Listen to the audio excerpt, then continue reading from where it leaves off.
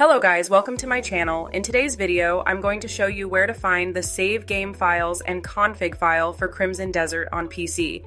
First, open File Explorer on your computer. Now go to this PC and open the C drive. Next, open the users folder, then open your username folder. Now look for the AppData folder. If you don't see it, click on View at the top, select Show, and enable Hidden Items. Once visible, open the AppData folder. After that, open the local folder. Now find and open the PL folder. Inside it, open the CD folder.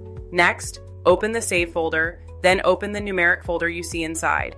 This is where your save game files are stored. Now for the config file, go back to the previous folder. Here, you will find a file called User Engine or a similar config file. Right-click on it, select Open With, and choose Notepad. This will allow you to view or edit the configuration settings. So this is how you can access both the save files and config file for CrimsonDesert on PC. That will be all. Thank you so much for your time, and please like this video and subscribe to my channel.